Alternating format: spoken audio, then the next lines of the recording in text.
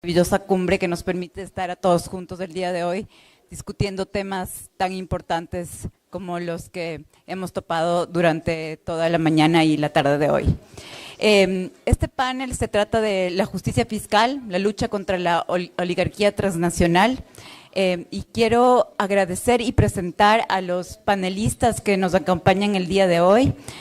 Muchas gracias, ministro Marlon Ochoa, ministro de Finanzas de Honduras, por estar aquí presente. Fadel, Atilla, Mati, Jorge, muchas gracias por aceptar la invitación de la Internacional Progresista para participar en este panel. Una breve apertura de mi parte para no quitarles mucho tiempo.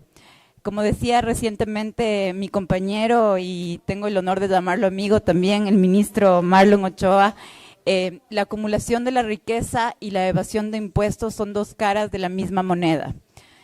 Las élites han construido en América Latina estados incapaces de satisfacer las demandas básicas de su población, pero eso sí, muy eficientes en proteger los intereses de los grandes capitales transnacionales. Sin embargo, actualmente existe un consenso internacional que afirma la urgencia de abordar la evasión fiscal, los paraísos fiscales y el secreto bancario. Y esto se ha evidenciado a través de varias iniciativas puestas en marcha en varias plataformas internacionales como las Naciones Unidas, la OECD y el G20, por ejemplo. A nivel regional, en América Latina y el Caribe, se están impulsando también reformas fiscales progresivas en el seno de organismos internacionales intergubernamentales de integración regional, donde el papel de la CELAC, de la Comunidad de Estados Latinoamericanos y Caribeños, es clave. La Ley de Justicia Tributaria, que está siendo impulsada por el gobierno de la presidenta Xiomara Castro, busca, entre varias cosas, la primera de ellas, reducir la desigualdad, apoyar el desarrollo económico y social y cerrar las lagunas fiscales que socavan los ingresos tributarios, poniendo fin a una serie de abusivas exenciones fiscales creadas por los gobiernos posteriores al golpe de Estado del 2019 al presidente Manuel Zelaya. Estos 15 años de resistencia que celebramos el día de mañana son una evidencia de aquello. Este panel busca analizar las distintas acciones en marcha a nivel internacional en contra de la evasión tributaria, a favor de la justicia fiscal y abordar especialmente, y porque nos encontramos en Tegucigalpa, el caso de Honduras como un ejemplo de cómo los estados pueden reafirmar su soberanía tomando medidas contra la injusticia fiscal de forma individual y colectiva. Ahora quisiera presentarles a nuestra primera panelista de la tarde de hoy, Atilla Waris. Atilla es profesora de Ley Fiscal de la Universidad de Nairobi y experta independiente de las Naciones Unidas sobre la deuda externa. Atilla viene además desde Kenia, un largo viaje hasta llegar a Tegucigalpa. Muchas gracias.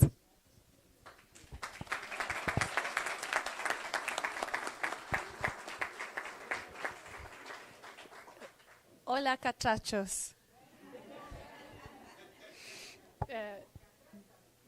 Sí, catrachos. That is the extent of my Spanish, so forgive me for now. I want to thank you all for being here because talking about tax and fiscal systems is extremely complex. But I'm also very grateful because the Honduran people, the government, the private sector, civil society, researchers and students have actually been speaking to me.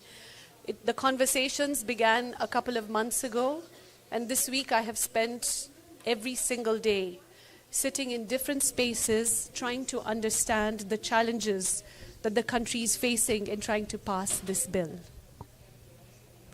I'm going to make 5 main points, but I want you to know that while I have not given an opinion, and I won't because you will hear repeatedly that the final draft is not out, that there are certain issues that are yes, gracias. I'm sorry, I'm a little soft-spoken, so this happens to me almost every time. Is that better? Yes, and the translators, muy bien? Okay. So in the conversations I've been having around the city and actually the country, because I was also in San Pedro Sul, and I spoke with the private sector there, I heard two things. I heard content of the law, and I also heard process. Conversations around the content of the law are not that much in debate from an international law perspective, which I think is very heartening.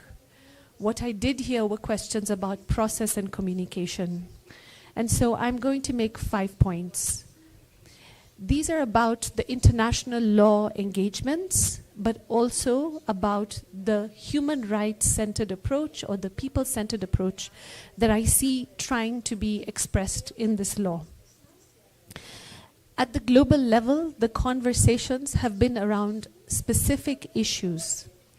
That there is a need for companies that are multinationals to pay their fair share. And I want to really emphasize fair share. Not pay double, but pay a fair amount. The other issue which prevents us from understanding what the fair share is internationally is that you have to be able to access the information. So if you know how much they are making profit, only then can you know how to assess this fair share. And the third has been a global debate on how much tax companies should be paying. And the global debates, which I don't agree with, are that it should be a minimum 15% tax. And I'm happy to have the conversation, but 15 for me is still too little, but this is the global average that we could get some consensus on. So this is the global spaces.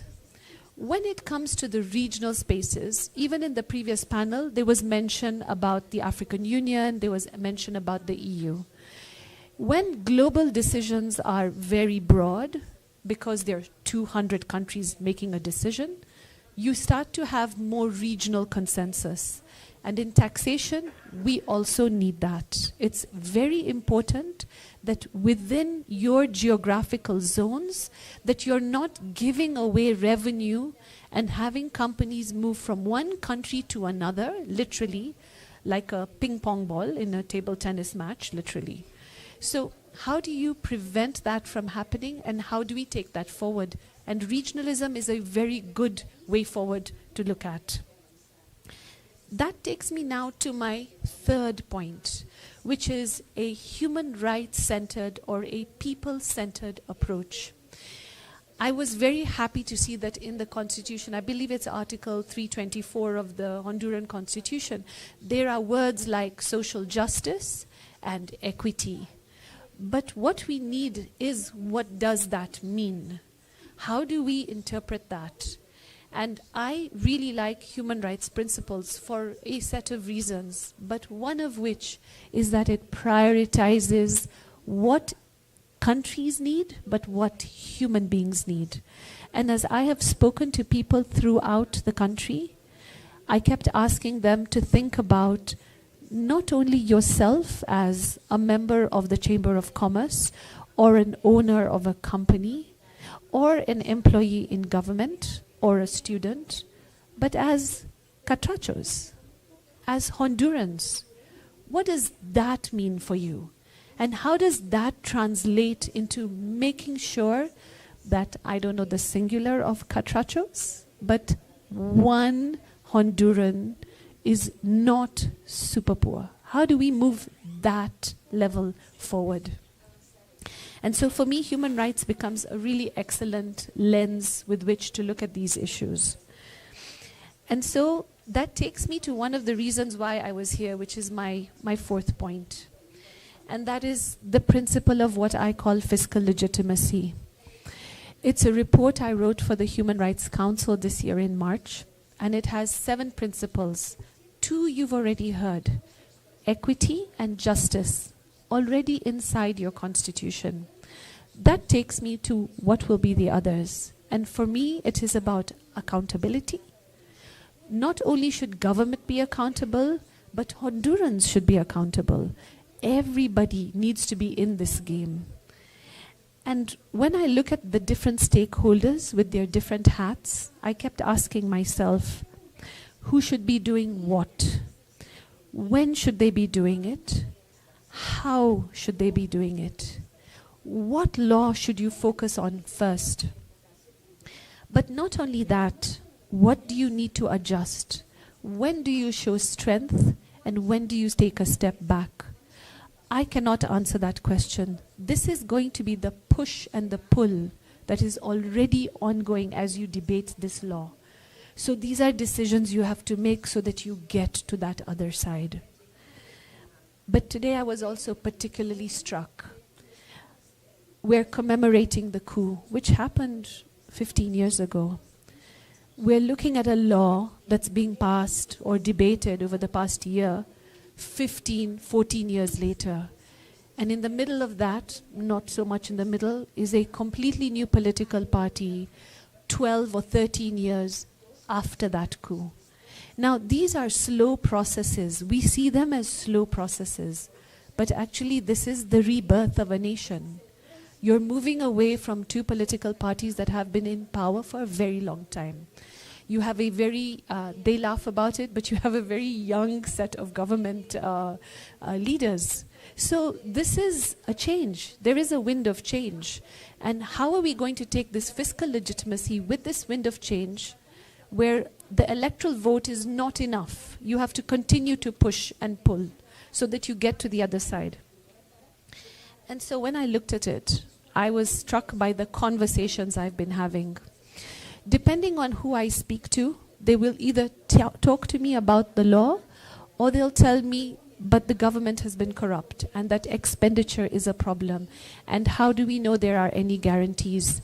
And when I hear this argument, and I've heard it repeatedly, I keep reminding people that, but you just made the decision with the new government, so you have to start on trust. When you start with a new government, you have two choices. If it's a continuing government, it makes complete logical sense to me that you look at the expenditure part first.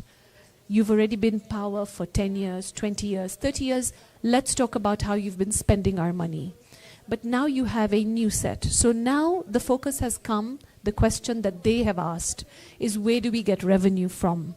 And so for me, this is where this law is coming from. That takes me down to actually my last point. I'm sure my timer will be very happy to hear that. And in these conversations on tax and the changes in tax law, I'm struck by a proverb in my part of the world, actually an Ethiopian proverb. And it says that you only look down the well when the water is running dry. And so what's the water that's running dry has been my question here. You have the challenge of debt that has been inherited by the state. You have state-owned corporations which may or may not be producing a profit, but it's government business, so it could be, it should be, possibly. But you also have tax revenue of different kinds, fees and licenses and charges that also should be producing some kind of a profit. And there's question marks on that right now, which is why you're at this point of this new law. But in all of those conversations, I will tell you that the most important thing you have to do first is to keep your debt stable. I'm not saying don't take on debt. I'm not saying take on debt. I'm saying that the way in which you manage your debt and the way in which you keep your currency stable should be the priority. And why do I say this? Because a lot of the arguments I have heard have been, but we need to develop, and we need to develop quickly. And my answer is, but you've inherited a problem. So you have to deal with the problem first before you push into the better spaces of development. And this is why I was very struck by the previous panel and the issue of dispute resolution. Because what I have been calling for is not just a new tax body, which others will speak about, but I have been calling for a whole new fiscal institution at a global level, covering not just arbitration and dispute resolution, but covering debt agreements.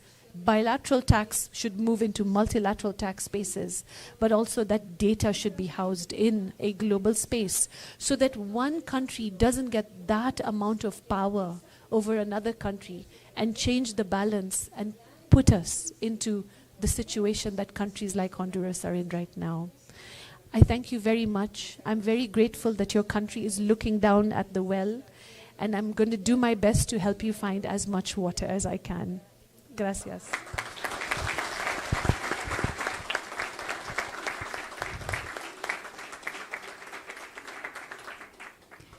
Muchas gracias a ti. Dos palabras y una reflexión con la que personalmente me quedo de tu intervención. Justicia social y equidad. ¿Cómo interpretamos estos conceptos que a veces parecen tan abstractos y sobre todo cómo aquellos que gobiernan nuestros países los aterrizan en beneficio de las personas, del día a día, del diario vivir? Creo que sin duda alguna, alcanzar la transferencia fiscal que buscamos muy probablemente contribuirá a que nuestros estados, especialmente aquellos del sur global, dispongan de los fondos necesarios, de los fondos suficientes para satisfacer las demandas sociales, económicas y medioambientales de nuestras poblaciones. A continuación, les quiero presentar a nuestro segundo panelista, Fadel Kaboub. Fadel es presidente del Instituto Global para la Prosperidad Sostenible y también viene desde lejos, nos acompaña desde Túnez. Bienvenido, Fadel. Thank you. Thank you for hosting this very important conversation and for hosting all of us over the next couple of days.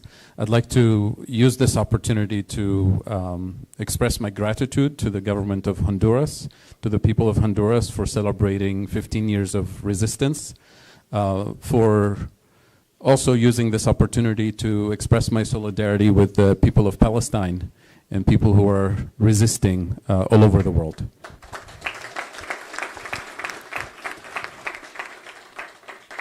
I'll start with my comments with issues related to taxation, but then I'll go to global issues because Honduras is undergoing a process of perhaps leading the world in rethinking how we deliver economic and social justice, do we deliver prosperity in the global south, from a global south perspective. And here's what I would like to start. I'd like to invite you to think or rethink for a moment the concept of redistribution, because every time we talk about taxation, taxing the oligarch, taxing the polluters, taxing speculators, taxing bad things, we usually have good intentions to deliver justice. And we think about taxing from the bad guys to give to the good stuff and to invest in the good stuff. And that is absolutely fine. That is absolutely the right way to think. But the mechanics of it can be a trap and can be dangerous. We tend to think of redistribution. I'd like to invite you to think about pre-distribution. When we think of redistribution, it means that we accept the engines of the economy that produce the inequality, that produce the injustice, the unemployment, the pollution, the speculation. We accept the engines, and then we look at the outcome and say, this is bad outcome. We need to fix it. We need to redistribute. And then we struggle to redistribute. We struggle against very powerful corporations and individuals who will not let us redistribute. And this has been our experience.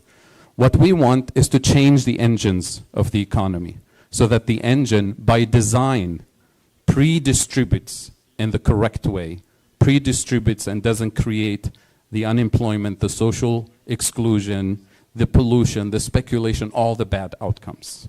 So that is the first thought process. The second thing is to think very carefully about what this redistribution mechanism that is embedded in our taxation system actually means.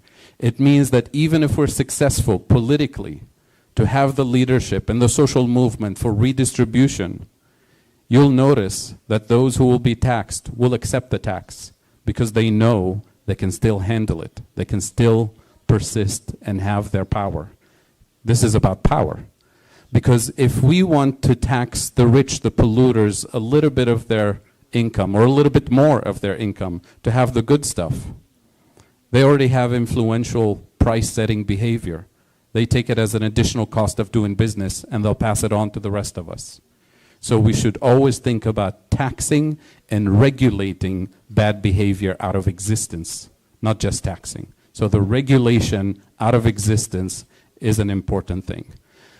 Finally, regarding the mechanics of this taxation and redistribution, it's very important to recognize that if we want to tax polluters, for example, tax them more so we can invest in green infrastructure, in order for us to have a lot more revenue to build more green infrastructure, we need those polluters to be bigger, more powerful, more influential, more profitable, so we can have a little bit of their money to invest in green infrastructure, which means we're not really helping ourselves. So tax them out of existence, regulate them out of existence, not because we need their money or their permission to have a just and equitable and sustainable society, but because we want them out of existence.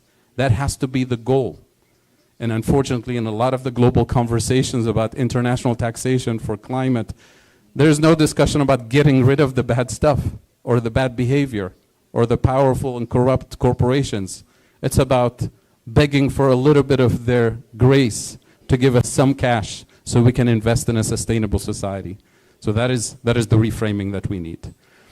And then going into a global frame, I'll give you one statistic just to see how bad the situation is. If you divide the world into global north and global south, and if we net out all global financial transactions, exports, imports, foreign direct investment, remittances, illicit financial flows, interest payments, even debt relief and, everything included, all financial flows, the last data point that we have, $2 trillion is moving from the global south to the global north. $2 trillion. That is the neocolonial net wealth extraction that has been accelerating, actually. 20 years ago, that number was 500 billion, and we thought it was outrageous. Today, it's 2 trillion. And if we don't do anything about the structures of the system, I guarantee you that number will be $5–10 trillion moving forward. Now, put that number side by side, for example, with climate finance. The $100 billion that was promised 15 years ago, most of what was delivered was loans, non-concessional loans for debt entrapment. The Loss and Damage Fund from COP28, $700 million, not even a drop in the bucket. And compare that to the profits of the largest fossil fuel companies, not even close to putting a dent on the climate front.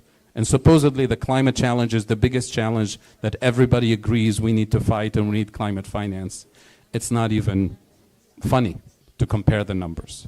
So that $2 trillion extraction of wealth from the global south is the result of a system design. And it's a system that was not designed by us, not designed for us. So it cannot be the system that will deliver justice for us. So what is the system? It's the global economic architecture. And when I say global economic architecture, I'd like you to think of 4 basic pillars of this economic architecture. The first one is the financial architecture, which everybody today is talking about reforming, not transforming, reforming the financial architecture. That's primarily the World Bank and the IMF, both designed during colonial times as far as we're concerned. After the financial architecture, the next pillar is the international trade and investment architecture. That is primarily the WTO, a big blind spot in a lot of these conversations about reform. And that's where, for example, the international investment treaties, ISDS treaties, the abusive colonial extractive treaties are built into the international trade and investment architecture. And finally, the last pillar of this global economic architecture is the international taxation architecture, which for a long time has been in the hands of the OECD countries, serving OECD interest. And last November, thanks to the Africa Group in collaboration and partnership with many Latin American countries, we formed a united front within the UN and voted for a UN tax convention. And that is the process that is unfolding as we speak, a process that OECD countries fought very hard to block. And now, as we're negotiating the process of the UN tax convention, OECD countries are still lobbying within the UN and outside the UN to disrupt and take over the process in whichever way they can. So this process of decolonizing the global economic architecture means decolonizing international taxation, decolonizing the financial architecture, decolonizing the rules of trade and investment architecture. And that is where the struggle is. So, to conclude, the statement that I'd like you to walk away with is that we cannot democratize a system that hasn't been structurally and economically decolonized yet. My own country, Tunisia, we went through a whole revolution, and we made tremendous progress on constitution, human rights, freedom of speech, everything.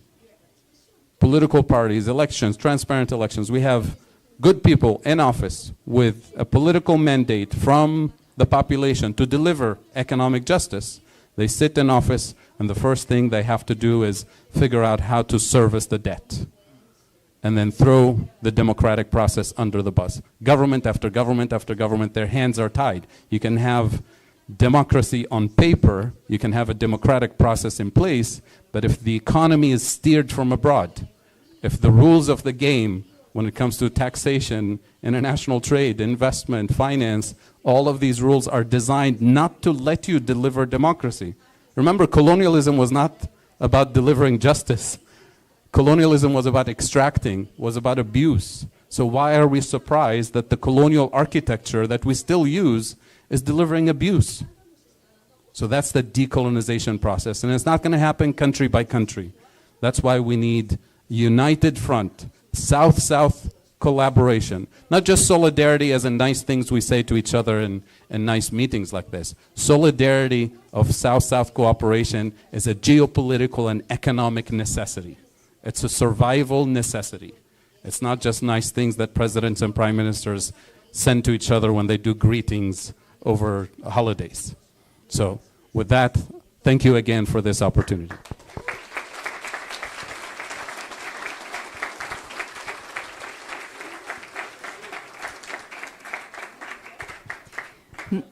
Muchas gracias, Fadel. En efecto, América Latina y el Caribe es la región más desigual del planeta y la redistribución es y ha sido un desafío de las izquierdas y de los progresismos y de todos aquellos y aquellas de nosotros que creemos en equidad social y en equidad económica.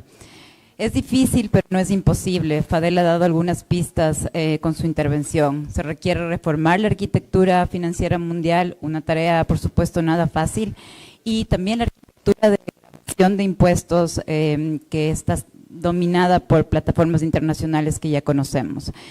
Pero para el sur global, y como concluyó Fadel su intervención, lo más importante es la unión, la integración. La integración, que él lo dijo también, no se trata solamente de cooperar, de una mera cooperación sur-sur, sino de unirnos para sobrevivir y de unirnos para finalmente decolonizar nuestras economías. Nuestro siguiente panelista es Matti Cohen. Matti es director ejecutivo de Financial Transparency Coalition. Matti nació en Finlandia, pero vive en Londres, así que también viene de muy lejos para estar aquí en este panel. Gracias, Matti.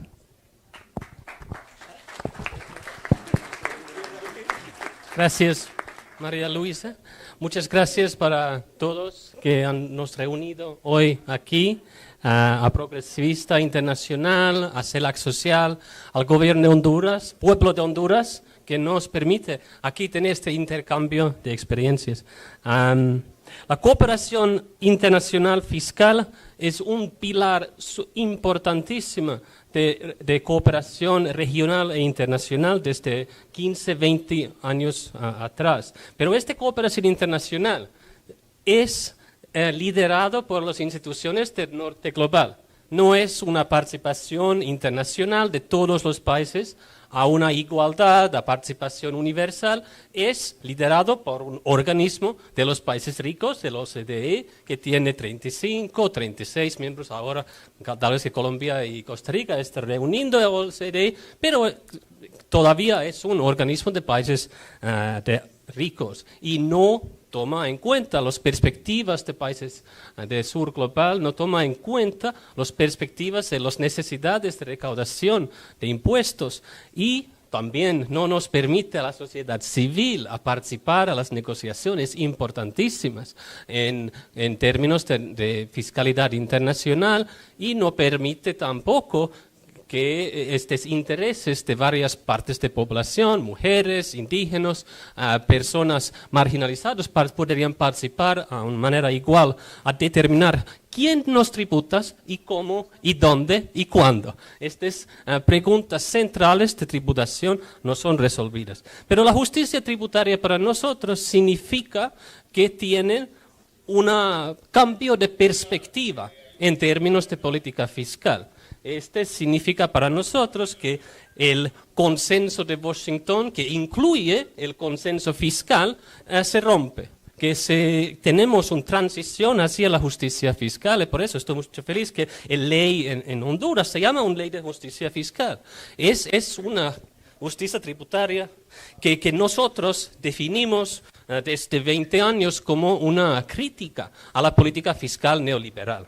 Y este significa para nosotros no solo redistribución, con certeza tenemos que redistribuir, con certeza tenemos que recaudar, pero también significa la regulación de la economía por a través de tributación y transparencia y un cambio de sistema económico por a través de política industrial, política agrícola, que transforme la economía hacia más justicia. Y también, bueno, determinar los precios de los bienes de una manera que se tributa más alcohol o azúcar y tributan menos los libros o los que tienen un beneficio social. Pero la regulación es importantísima en términos de determinar qué significa la justicia tributaria.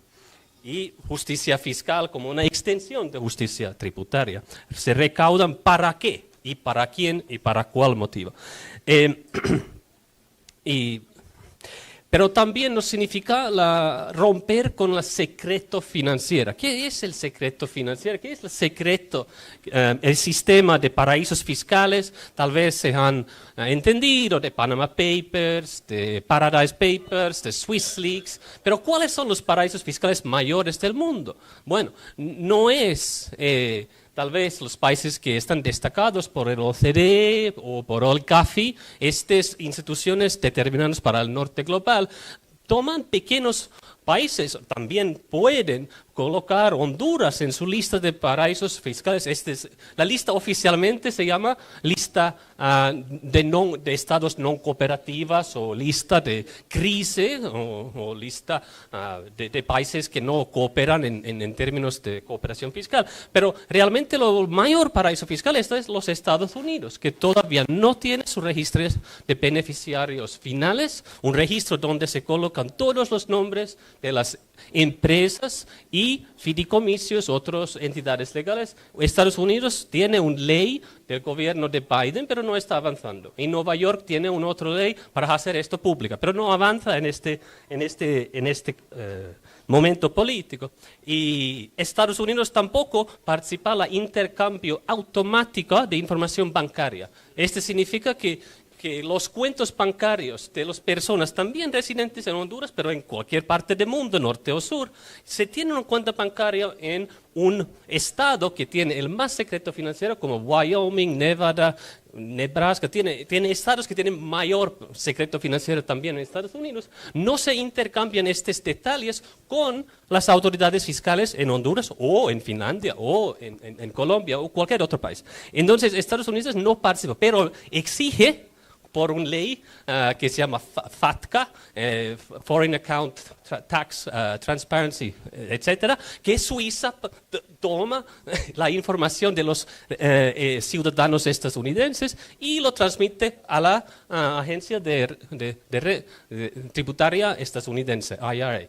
Bueno, es que es un intercambio en una dirección solo por causa de Estados Unidos no querer firmar tratados internacionales. Es eso que es la situación del secreto financiero. Pero con certeza, Panamá, Islas Vírgenes Británicas, Belice, que está al lado, son paraísos fiscales en términos de empresas que pueden esconder sus propietarios finales. Y eso, este sistema, nosotros denunciamos, ¿no? Que no debería que tener empresas fantasmas, empresas que apoyan la oligarquía financiera global, que apoyan dictaduras, que apoyan regímenes que explotan sus poblaciones, que pueden tener activos robados y no lo retornar al pueblo. Estos paraísos fiscales es una parte integrante del capitalismo hoy. Es un parte, decimos que entre 10 y 20% de todos los activos están colocados en estados o regímenes que significan un paraíso fiscal, un régimen de jurisdicción de secreto.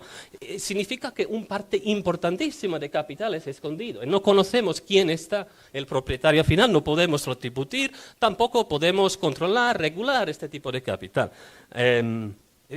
Nosotros llamamos el APC de transparencia financiera, que beneficiarios finales, intercambio automático de las informaciones y que las corporaciones nosotros dicen por sus reportes finales país por país que dónde han hecho sus beneficios y transmitir los detalles financieros país por país.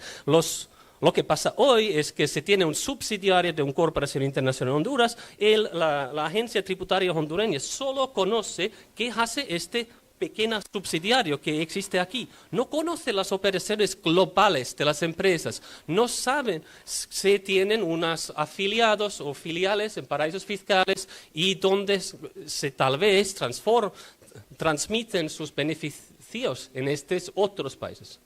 Entonces, el abuso fiscal tiene que ser controlado por más reportes de los multinacionales. Y este es un detalle de comercio internacional, es que según estimaciones, una mitad de todo comercio internacional está intra las empresas multinacionales. Las empresas multinacionales son el centro del sistema de comercio internacional. Entonces, el comercio internacional, según muchas estadísticas, no es un comercio internacional entre una empresa con otra empresa que no conocen una a otra. Es dentro de las grandes empresas y se hacen comercio entre sus propios filiales. Y de esto se llamamos precios de transferencia. Se transfieren los beneficios de una parte a otra parte de la empresa y regulado por el OCDE y sus reglas o normas que permiten el abuso fiscal. Finalmente, que se transfieren los beneficios a estos paraísos fiscales donde tienen 0% de impuestos para los beneficios. Pero los beneficios que se han hecho en los países de origen de los recursos naturales, origen de los beneficios de consumo que genera beneficios, pero no son tributados aquí. Y estos tipos de transferencias, la ley de justicia tributaria también en Honduras debería que analizar y crear alternativas y crear propósitos. Por ejemplo, tener un registro de beneficiarios finales sería importantísimo en Honduras también para conocer quiénes deberíamos que tributar, empresas y personas, y debería también tener una evaluación de sus impuestos internacionales. Honduras no tiene tratados de doble tributación que en muchos otros países permiten el abuso fiscal, pero tiene leyes para retenido de beneficios a Honduras que deberían que también ser evaluados si estos pueden permitir que una empresa de secreto en un paraíso fiscal puede ser objetivo de una transferencia abusiva que significar menos recaudación fiscal. Y también los sectores claves de Honduras deben ser analizados de una manera sectoral. Pesca, otros sectores, nosotros hemos hecho algunas investigaciones, y por ejemplo en la pesca, no es el sector mayor, turismo es, y otros sectores también, pero en la pesca Honduras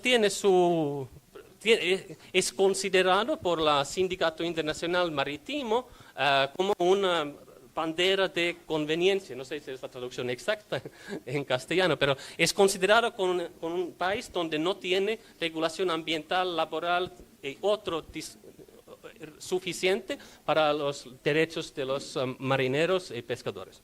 Y también permite que las empresas de otros países usan este registro de banderas de vehículos marítimos para que ser con menos leyes ambientales y con menos tributos tal vez también. Bueno, para concluir, Estamos en una coyuntura importantísima en la región, que Jorge tal vez puede mejor explicar, y globalmente donde estamos determinando las leyes y las normas internacionales para la tributación internacional para las décadas próximas.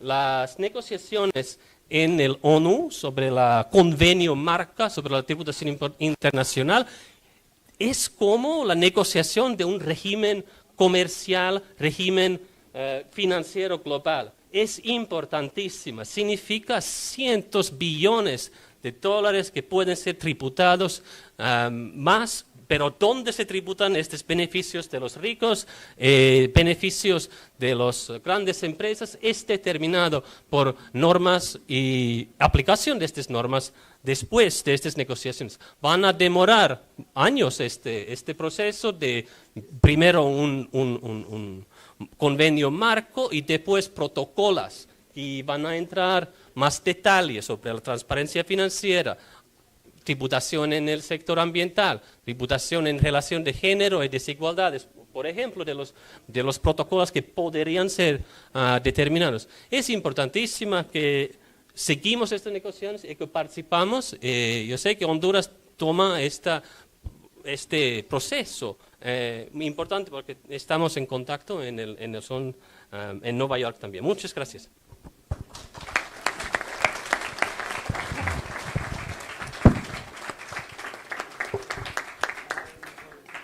Muchas gracias, Mati. No quisiera continuar sin saludar la presencia de Cristian Duarte, ministro de Impuestos de Honduras. Gracias, compañero, por acompañarnos.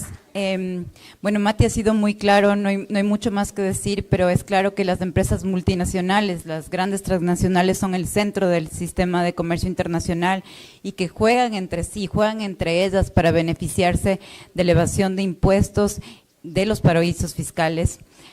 Y precisamente, y de ahí la importancia de esta propuesta de ley de reforma tributaria en Honduras, es que esta ley toca estos intereses particulares y sensibles del capital transnacional y de la industria del secreto bancario.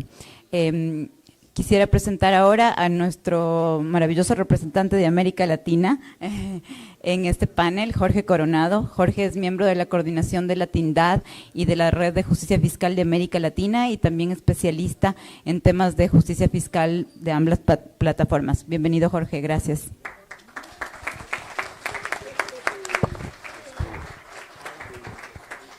Bueno, yo sí vengo de aquí muy cerquita, de Costa Rica. Y Marlon me molesta que me dice que vivo más acá que en Costa Rica. Vean, lo primero que hay que decir, se decía acá sobre que América Latina es el continente más desigual del planeta. Y en gran medida eso es gracias al régimen fiscal que tenemos en la región. Y les doy 4 datos.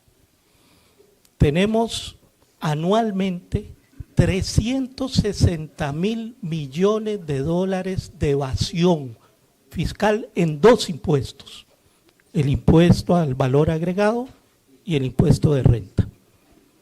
360.000 millones al año de dólares. Tenemos que nuestras élites económicas, el 60% de su riqueza patrimonial y financiera no está en nuestros países, está en guaridas fiscales y en paraísos fiscales. Tercer dato, anualmente tenemos 85.000 millones de dólares que se van por flujos financieros ilícitos. Y lo explico, no son ilícitos porque sean actividades ilegales, como las del su expresidente que se dedicó una cantidad de tiempo a eso. Estamos hablando, los definimos de ilícitos porque no tributan en nuestros países, utilizando agresivos mecanismos de planificación tributaria y utilizando los portillos de nuestro régimen fiscal. Entonces ahí son lo que usan los exportadores y los importadores, para ponerlo en sencillo. Y cuarto dato, el 60% de los ingresos tributarios en nuestros países provienen de impuestos al consumo, no de impuestos al patrimonio, que lo hace absolutamente regresivo, y eso acentúa la desigualdad y la pobreza. Entonces, ubiquemos que la fiscalidad es fundamental es un debate urgente en el conjunto de la sociedad, no es una discusión de técnicos ni de técnicas, es una discusión sobre ciudadanía, porque si no tenemos ingresos tributarios, no tenemos política pública ni tenemos estados fortalecidos. Ahora bien, tenemos en América Latina dos muy buenos ejemplos de hacer las cosas por el tránsito correcto, el camino correcto. Es la reforma fiscal en Colombia, realizada el año pasado, si no me falla la memoria, sí, corregime, 22, cierto. Ya anda uno en tantas que se le confunden las fechas. En Colombia, que apostó a darle más progresividad al sistema fiscal colombiano. Y la otra muy importante es la discusión en Honduras.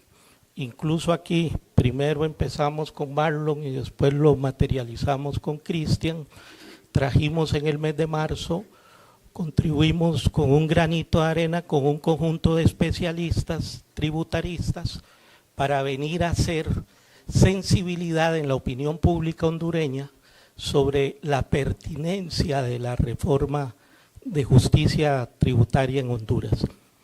Y como uno tiene desviaciones de economista, se aferra mucho a los datos. Bueno, ¿qué quiere ordenar la reforma tributaria de Honduras? El hecho de que Honduras es el primer país en América Latina en privilegios fiscales.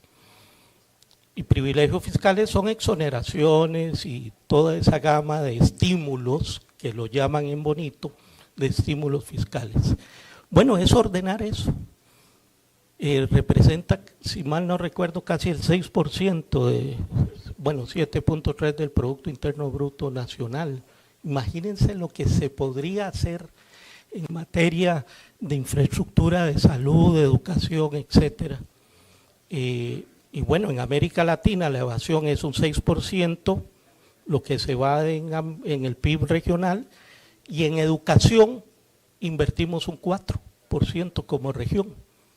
O sea que están hechos estos sistemas fiscales para eso. Entonces, saludamos las dos reformas fiscales y particularmente la de Honduras, que esperamos que llegue a buen término, no dudamos en eso, por la fortaleza del gobierno de la presidenta Xiomara, pero también porque el SAR ha logrado convencer a la opinión pública de la pertinencia de este paso.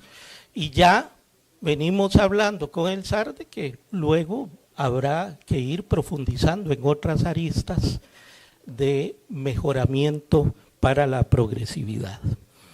Tercera buena noticia en materia fiscal a nivel global.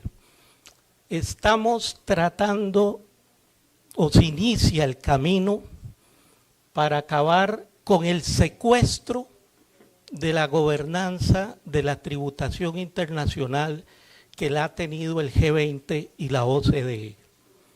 Y digo secuestro porque efectivamente toda la discusión sobre tributación internacional quedó en manos de los países ricos y particularmente de la OCDE, que se llama el Club de los Países Ricos, donde acaba de ingresar mi país, que tenemos un 30% de pobreza.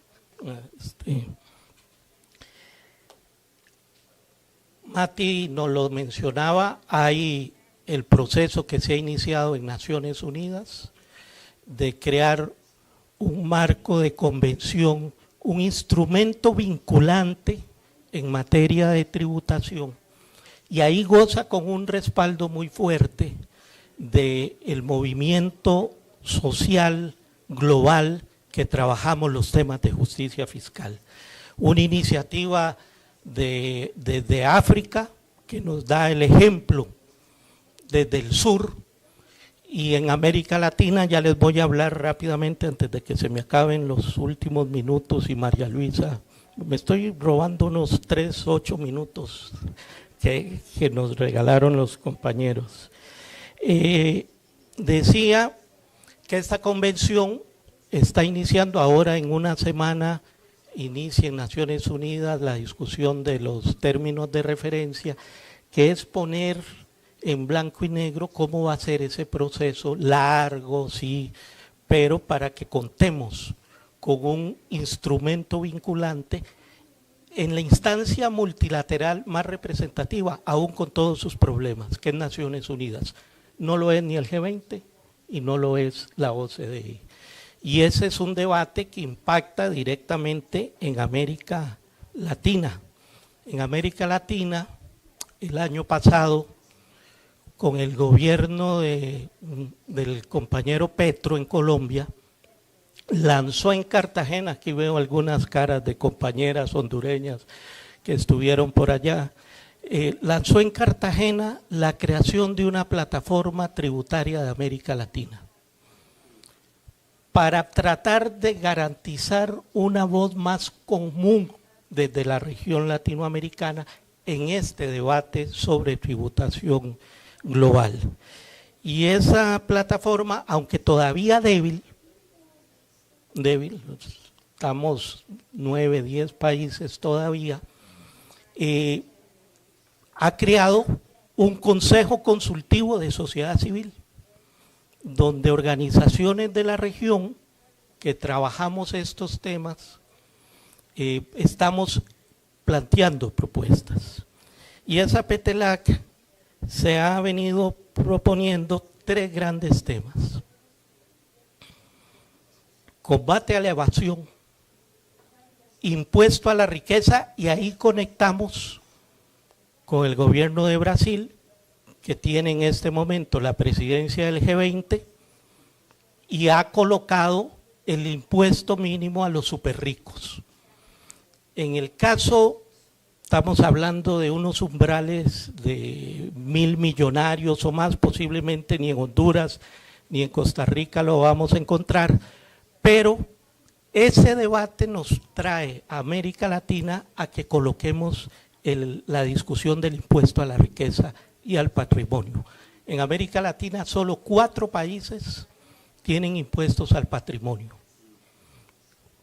y por tanto nuestro régimen está basado en cobrar al consumo, y el 13% o el 15% de IVA para cuando vamos a comprar 1 litro de leche no es lo mismo para la trabajadora madre soltera informalizada que para un canaguati de la familia, que ese 13%, 15% no le representa ni un pellizco en el cachete, como decimos. El impuesto a la riqueza se abre con el G20, ahí estamos incidiendo, y hay que colocar ese debate en América Latina, y en la PETELAC se está proponiendo. El segundo, en los privilegios fiscales. Hay que acabar con exoneraciones fiscales. Ya les hablé de lo que representa los flujos financieros, la evasión, pero además le regalamos a las élites económicas de la región el 4.5% del PIB de América Latina en exoneraciones y estímulos fiscales. Vean qué negocio más redondo. Evaden impuestos y además tienen privilegios fiscales para lo que podrían y deberían pagar, se los exoneramos. Entonces aquí terminamos siendo los sectores populares y trabajadores quienes más impuestos pagan.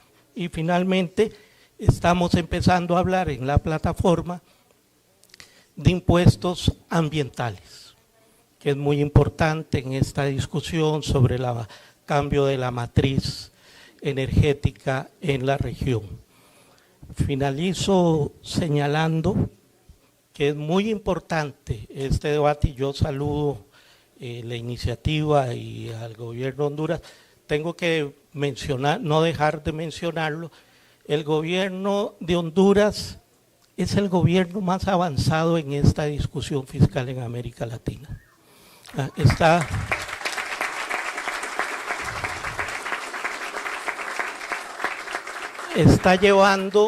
lanzando temas tabús o no sexys, ¿verdad? O políticamente incorrectos y los está lanzando al ruedo. Y eso es muy importante. Y además está lanzando al ruedo esas discusiones en una alianza fundamental con sociedad civil y con movimiento social organizado. O sea, aquí tenemos para las élites económicas de Honduras y de la región construida la tormenta perfecta, que es esta alianza para en mejoría de las mayorías de nuestro continente. Así que sigamos discutiendo estos temas, son temas urgentísimos, necesarios, fundamentales. No vamos a salir de la pobreza y la exclusión social y la desigualdad si no entramos a transformar radicalmente nuestros sistemas tributarios en América Latina. Muchas gracias.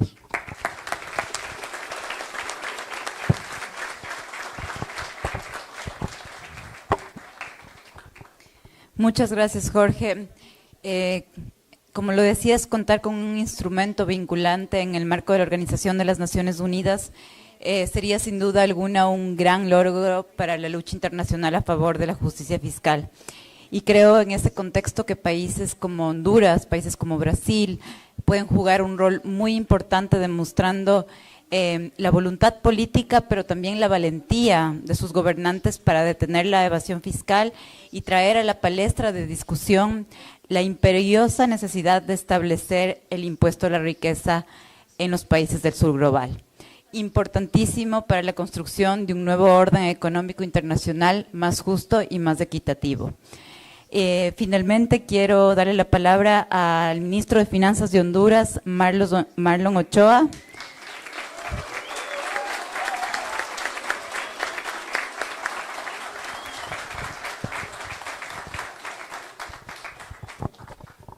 Muchísimas gracias, María Luisa, muchísimas gracias a todos y todas por estar acá. Creo que tenemos la obligación como internacionalistas y solidarios con las luchas de los pueblos de todo el mundo, de que cada vez que nos paremos en una tribuna, recordar la importancia de ser solidarios con la lucha palestina. Así que quiero que demos un aplauso para el pueblo palestino, que está hoy en día soportando, ahí está el compañero con la bandera, que está hoy en día soportando algo que no tengo duda que no muy tarde va a ser recordado como uno de los peores genocidios de nuestra época. Así que solidaridad con el pueblo palestino, solidaridad también con el pueblo keniata, donde es Atia. Hoy el pueblo de Kenia está en las calles.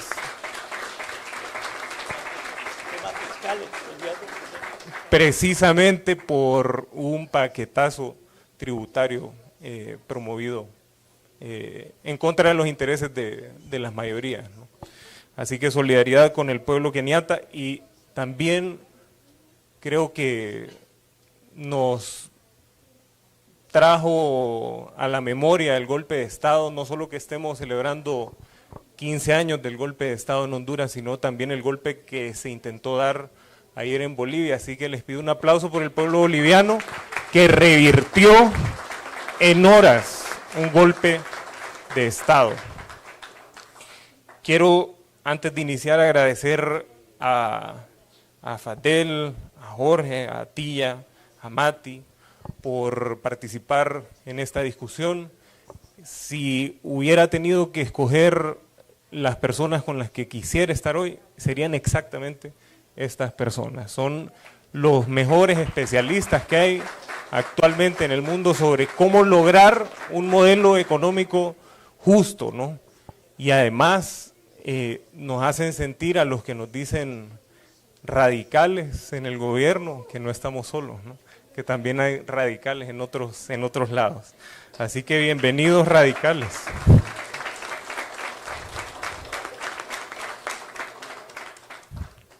Me gustaría centrar mi intervención, mi breve intervención, sobre un solo concepto que tiene que ver con la celebración que vamos a tener mañana de los 15 años del golpe de Estado. Y el concepto es soberanía, que también se trató en el panel anterior. Soberanía. Parece que no hay una relación tan clara, ¿no?, entre la ley de justicia tributaria y el concepto de soberanía.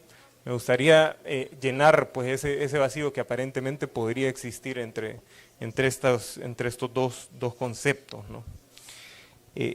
Primero hay que decir que cuando uno revisa lo que sucedió después del golpe de Estado de 2009, se da cuenta que el golpe de Estado no solo primero se produjo por la consulta popular de la cuarta urna, sino que también habían intereses profundamente económicos en el apoyo que las élites económicas hondureñas dieron al golpe de Estado. Y esto trajo consigo estos últimos 12 años, 7 meses que duró la dictadura, un neoliberalismo recargado, un modelo que desde mi perspectiva inició desde los 70s, ¿no?, que tuvimos las primeras luces de que se inició a revertir este modelo con el gobierno del presidente Zelaya.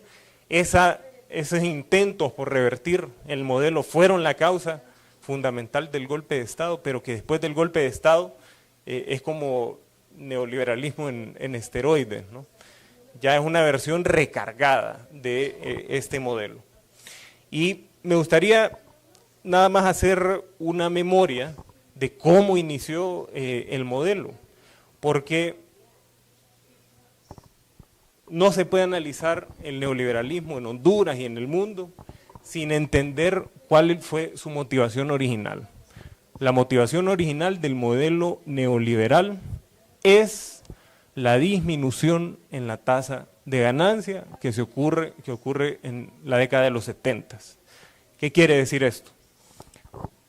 Después de la Segunda Guerra Mundial, después del 45, los sindicatos de todo el mundo se fortalecen, los países impulsan políticas industriales sostenidas durante varias décadas, se fortalece la fuerza laboral, sobre todo en los países del norte global. Nosotros también tenemos una edición de política industrial, sobre todo con el segundo gobierno de López Arellano en 1972. Sin embargo, eso inicia a revertirse, ese proceso de redistribución de riqueza que se da en esos 30 años que transcurren entre el 45 y el 75, empieza a revertirse con la crisis del petróleo de 1973. En los 70s, Estados Unidos fundamentalmente tiene una crisis de acumulación. Los sindicatos se habían fortalecido bastante y lo que estaban enriqueciéndose, las élites, había bajado sustancialmente. Había bajado como a la mitad de lo que acumulaban en los 40. Entonces hay que entender el modelo, que ya lo voy a describir, el modelo que viene después, como un intento para que, es bastante sencillo, es un intento para que los ricos se hagan más ricos. Y siempre es, naturalmente, a costa de los más pobres, ¿no? El neoliberalismo no es tan complejo, es bien sencillo, es un modelo para enriquecer más a las élites. En Honduras también tiene sus expresiones a partir de los 70s y los 80s. ¿Qué sucede? En Estados Unidos se fortalecen los sindicatos, producto de la crisis del 73 se produce algo que no se había producido en las décadas anteriores, y es que los propios trabajadores que hacían, por ejemplo, la ropa, no tienen capacidad para comprar la propia ropa que producen. Entonces se da una crisis de capacidad de consumo en los Estados Unidos, en los 70s. ¿Qué hacen los ricos de Estados Unidos? Dicen, no podemos mantenernos en esta situación de vulnerabilidad para nuestra bolsa, y hacen algo que los académicos le dicen externalización de la cadena de valor, que es básicamente sacar una parte del proceso de confección, por ejemplo, de la ropa, de sus países y los traen a nuestros países. Se llama deslocalización de las cadenas globales de valor. En el 84 surge algo que se llama Iniciativa Cuenca del Caribe, firmada por Ronald Reagan. Y lo que dice básicamente esta iniciativa es que todo lo que se produzca en la Cuenca del Caribe, la Cuenca del Caribe va desde México hasta Panamá e incluye a los países del Caribe, va a entrar libre de impuestos a los Estados Unidos, no va a pagar impuestos. ¿Qué es lo que busca esto? Que los trabajadores estadounidenses, bueno, busca dos o tres cosas. Primero, busca deslocalizar, llevar esa parte de la cadena de valor a países en donde la regulación laboral es débil, en donde no existen sindicatos, como Honduras, ¿no? Segundo, la condición que pone el gobierno de Estados Unidos para traer esa inversión, y eso es un discurso que no es nuevo, es viejo, es desde los 70s y 80s, la condición es que las empresas que vienen a pagar salarios de miseria, además, no paguen impuestos. Ese es el origen del modelo de exoneraciones hondureño. El origen es la iniciativa Cuenca del Caribe. De hecho, entre los 70s y 80s no hay muchas empresas exoneradas, en los 90s empiezan a florecer, por decirlo así, las empresas exoneradas en Honduras. Precisamente el doctor aquí, Fernando García, debe haber precisamente visto cuando era ministro de Economía ese crecimiento del sector maquilador, textilero, ¿verdad? Lo que hoy tenemos de maquila, lo que hoy tenemos de sector exonerado, fundamentalmente nació en los 90s. Entonces, buscaba ese tipo de inversión, países con baja regulación laboral, países en donde no se tuviera que pagar impuestos, no solo internos, sino que tampoco se tuvieran que pagar impuestos aduaneros para meter la materia prima y para sacarla. Entonces, esa es la base del neoliberalismo, es un modelo, es una estrategia de restauración de la tasa de ganancia. Lo que busca es no tener que tener trabajadores sindicalizados, no tener que pagar impuestos en Estados Unidos y poder hacer un intercambio de mercancías libre del pago de aranceles, ¿no? Esto nos deja como herencia un mantra que tiene el sector privado en Honduras, y no solo en Honduras, no es común para toda la región. Un mantra, ustedes saben qué es un mantra, es algo que uno dice, que se lo repite centenares de veces. En Honduras ya se ha convertido en una verdad esto, ¿no? Y el mantra es este: ocupamos crear empleo. No se puede crear empleo sin inversión extranjera directa. Y no podemos atraer inversión extranjera directa si no le regalamos nuestros recursos naturales a la inversión extranjera directa, si no permitimos que inviertan en el país sin pagar impuestos y si no les permitimos explotar a la mano de obra hondureña con toda la libertad que quiera. Y esa es la base del modelo de desarrollo que nos han heredado. Esa es la gran estrategia.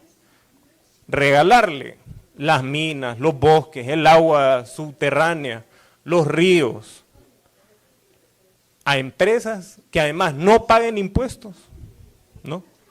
Y que además se les permita contratar la mano de obra en condiciones injustas, indignas e inhumanas para los trabajadores hondureños.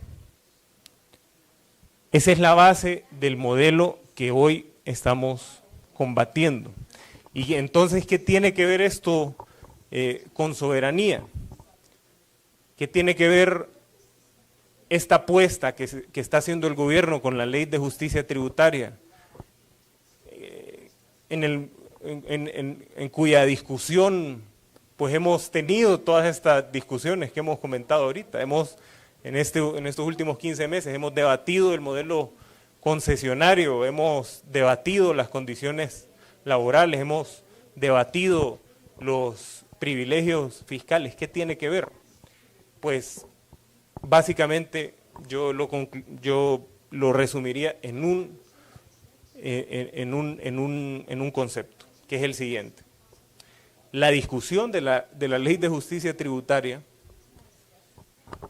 que ha sido de 15 meses,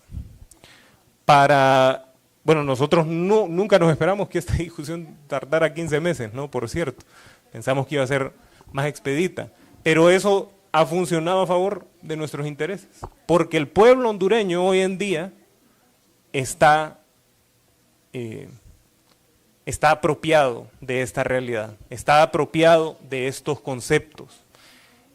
¿Cuándo había sido discutido un proyecto de reforma tributaria en Honduras? ¿Cuándo había sido discutido un proyecto de reforma fiscal en Honduras?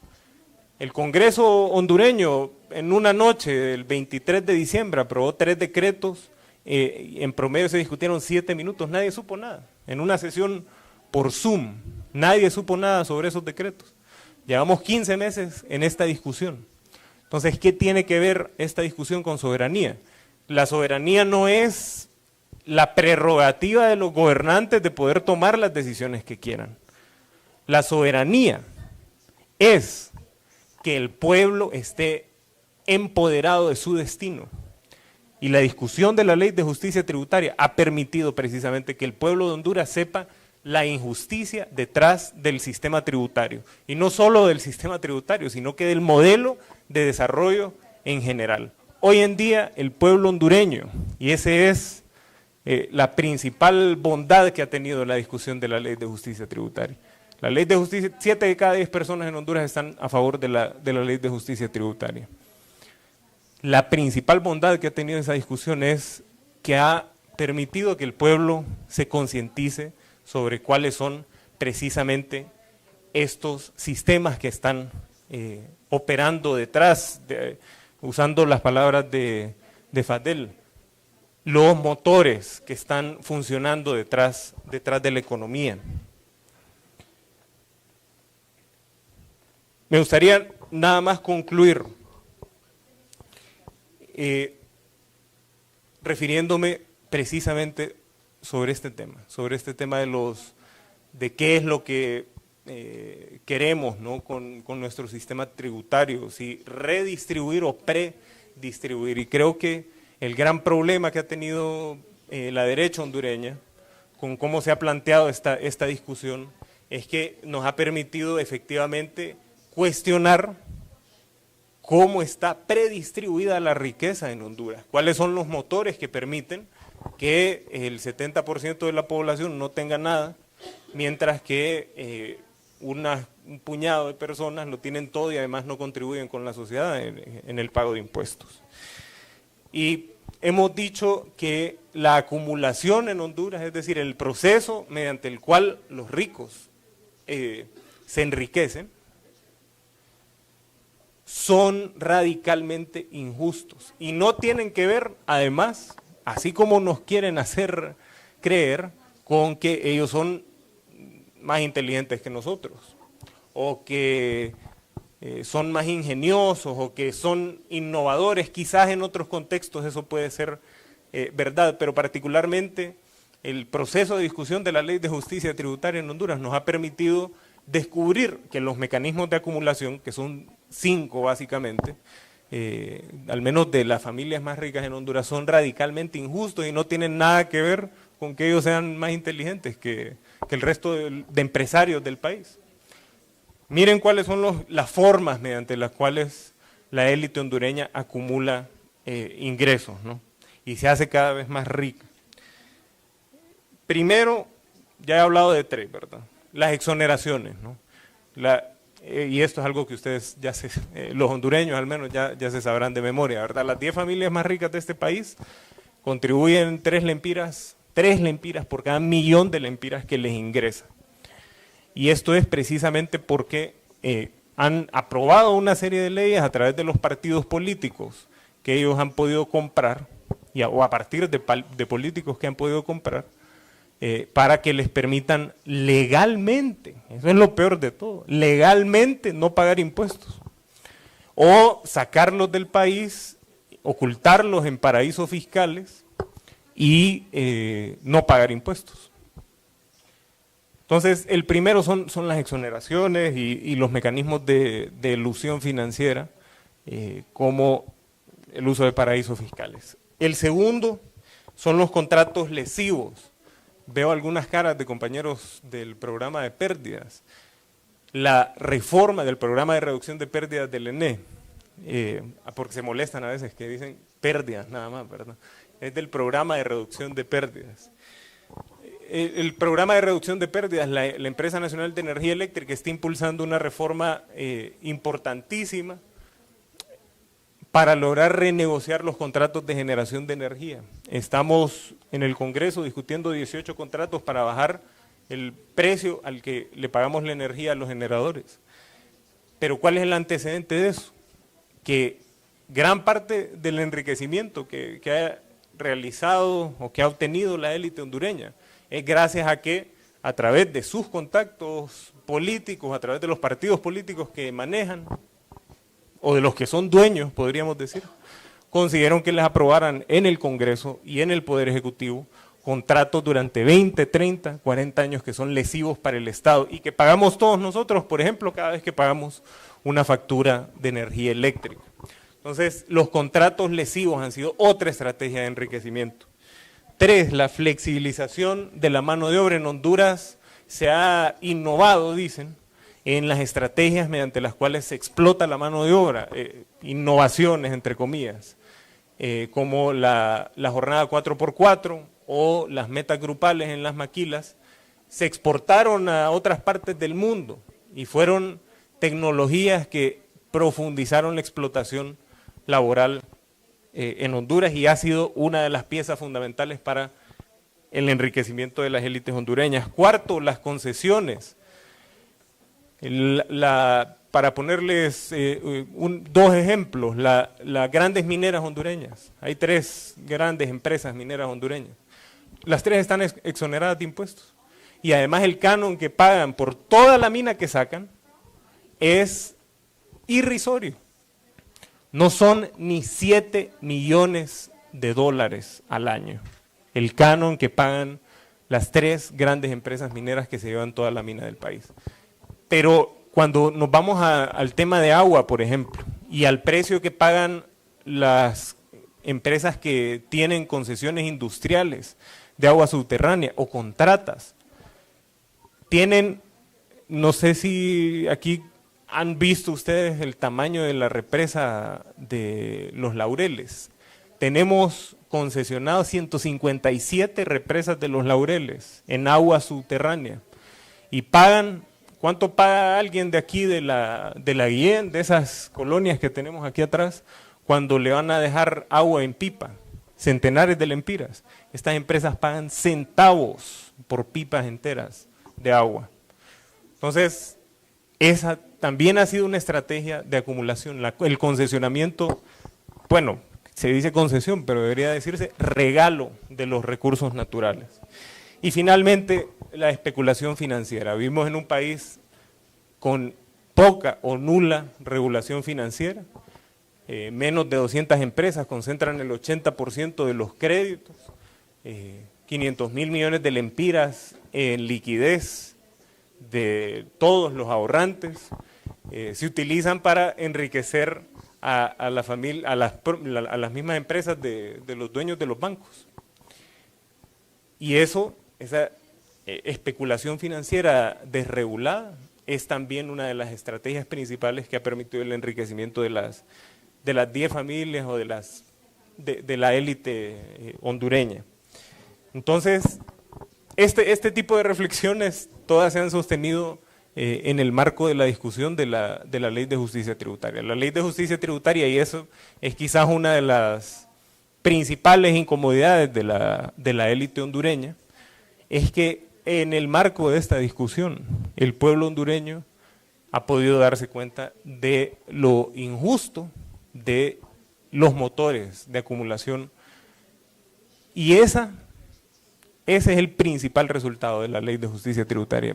Va a entrar al Congreso en las próximas semanas, pero yo pienso que tenemos esta batalla ganada en la mente del pueblo. A 15 años del golpe de Estado, somos un pueblo que es más soberano, sencillamente porque estamos apropiados de nuestra realidad. Muchísimas gracias.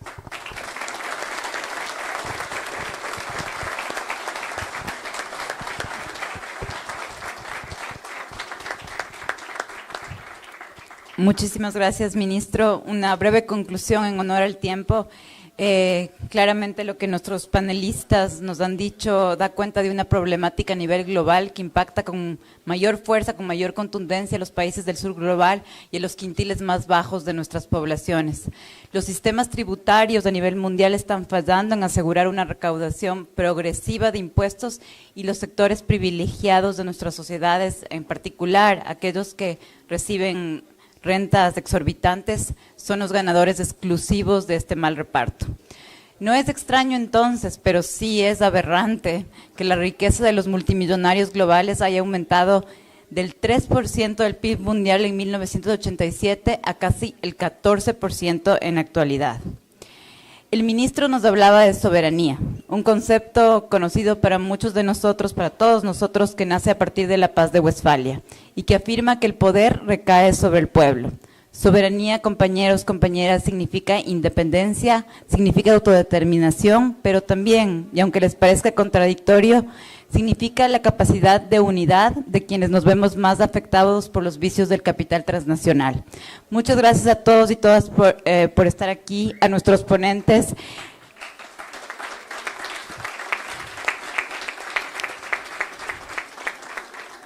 Finalmente les invitamos a quedarse al último panel de esta tarde de la Internacional Progresista, construyendo el futuro de una visión del horizonte progresista. Por favor, dejen los auriculares aquí. Gracias.